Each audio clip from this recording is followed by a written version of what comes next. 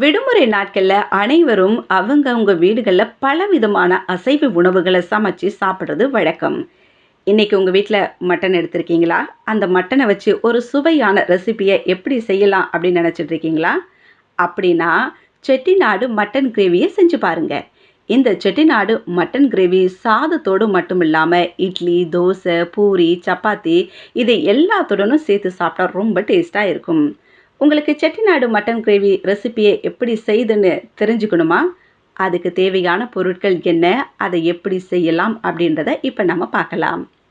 இதுக்கு தேவையான பொருட்கள் என்னன்னு பார்த்தீங்கன்னா, நல்லெண்ணெய் 4 டேபிள் ஸ்பூன், சின்ன வெங்காயம் 20, பச்சை மிளகாய் 2 நீளமாக கீறியது, கருவேப்பிலை சிறிது, இஞ்சி பூண்டு பேஸ்ட் 3 டேபிள் ஸ்பூன், பெரிய தக்காளி 3 பொடியாக நறுக்கியது, மஞ்சள் தூள் 1 டீஸ்பூன், மட்டன் 500 கிராம், உப்பு தேவைக்கேற்ப, தண்ணீர் 2 கப், கொத்தமல்லி சிறிது, தாளிப்பதற்கு பட்டை 1 துண்டு, ஏலக்காய் 2, கிராம்பு 1, சோம்பு 1 டீஸ்பூன். செட்டிநாடு மசாலா பொடி தயார் பண்ண தேவையான பொருட்கள் என்னென்னட்டு இப்போ பார்க்கலாம்.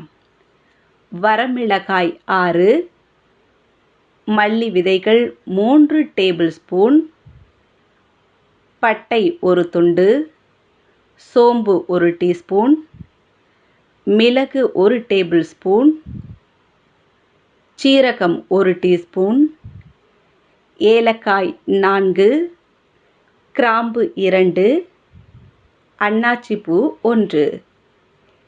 தேங்காய் விழுதிற்கு தேவையானவைகள்: துருவிய தேங்காய் 1 கப், சோம்பு கொஞ்சம் 1 டீஸ்பூன்.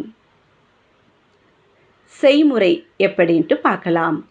முதல்ல மிக்ஸி ஜாரில் தேங்காய் மற்றும் சோம்பை சேர்த்து கொஞ்சம் தண்ணி ஊற்றி நல்லா பேஸ்ட்டு போல் வர அளவுக்கு நல்லா அரைச்சிக்கோங்க. அதுக்கப்புறம் கழுவிய மட்டனை தனியாக எடுத்துக்கோங்க.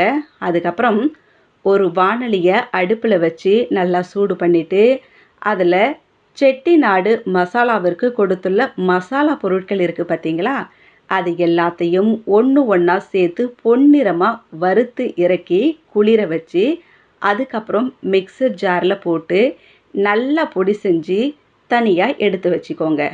இங்கே செட்டிநாடு மசாலான்னு சொல்லக்கூடிய பொருட்களே இந்த வறுத்த அரைச்சி வச்சுருக்கோம் பார்த்தீங்களா, இதுதான் டேஸ்ட்டே கொடுக்கும் நமக்கு. அதனால் இந்த பொருட்களை எல்லாம் நல்லா வறுத்து மிக்சியில் அரைச்சி ஒரு பக்கம் எடுத்து வச்சுக்கோங்க. அதுக்கப்புறம் ஒரு குக்கரை அடுப்பில் வச்சு அதில் எண்ணெயை ஊற்றி சூடானதும் பட்டை, ஏலக்காய், கிராம்பு, சோம்பு இதெல்லாம் சேர்த்து தாளிக்கணும். அதுக்கப்புறம் வெங்காயம், பச்சை மிளகாய், கருவேப்பிலை சேர்த்து பொன்னிறமாக வதக்கிக்கோங்க. அடுத்து இஞ்சி பூண்டு பேஸ்ட்டு சேர்த்துக்கிட்டு 2 நிமிஷம் நல்லா வதக்கிக்கோங்க. அதுக்கப்புறம் தக்காளியை சேர்த்துக்கோங்க. அது கூடவே கொஞ்சம் உப்பு தூவி நல்லா மென்மையாகும் வரை நல்லா வதக்கிக்கோங்க. பின்னர் அரைச்சி வச்சுருக்கோம் பார்த்தீங்களா இந்த செட்டிநாடு மசாலா மிக்சியில், அதை நல்லா இது எல்லாத்தையும் இதில் போட்டுட்டு நல்லா கிளறி விட்டுக்கோங்க.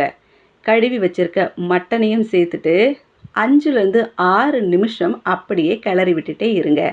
அதுக்கப்புறம் அதுக்கு தேவையான அளவு உப்பு மற்றும் தண்ணீரை ஊற்றி நல்லா கிளறி விடுங்க. குக்கரை மூடிட்டு 5 விசில் விட்டு இறக்கி விசில் போனதும் குக்கரை திறந்து பார்க்கலாம். ஏன்னா மட்டன்றதால கொஞ்சம் வேகிறதுக்கு நேரம் தேவைப்படும். அதனால் நம்ம குக்கரில் 5 விசில் வரையும் கண்டிப்பாக விட்டு தான் ஆகணும்.